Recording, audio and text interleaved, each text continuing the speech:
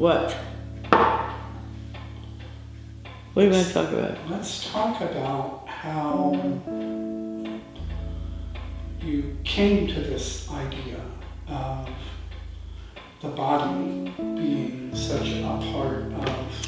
Oh my God. Okay. I was allowed by my former husband to go on a tour of organs, in a European tour of organs.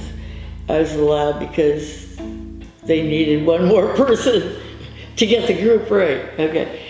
And we were in this little, it was an abbey up in the Alps, up in the mountains, and they had a 13th century organ that had never been modernized. The pedals looked like mushrooms, and the sound was had never been, quote, fixed and globalized in a way, because all pipe organs sort of sound, pretty much the same. And so this was a tour group from Westminster Choir College, so no matter what your major, you had to take voice and you had to sing in a choir. One of the professors on the tour wanted them to sing with this organ. It was so horrible, but that sound was so awful against the quality of that particular ancient organ. This was an abbey, old abbey cloister in a teeny tiny town, just the abbey.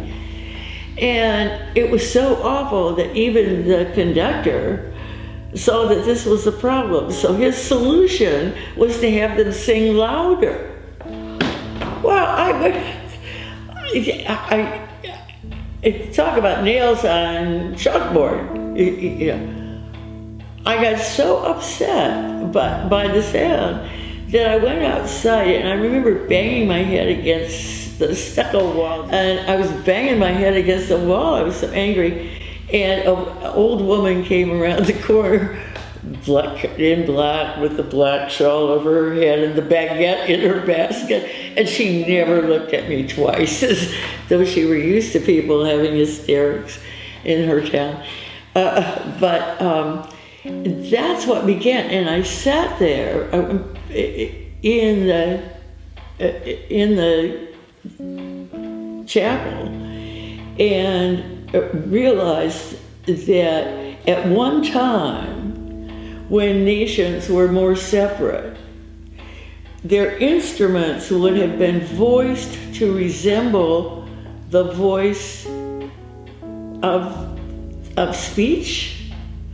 And German is very different from French. It's just the shape of the mouth when you make the sounds.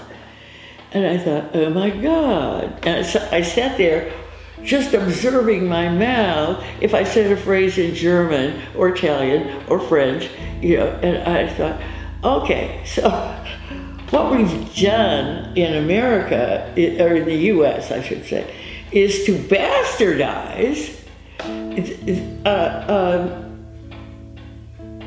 vocal sound in terms of how we teach the voice.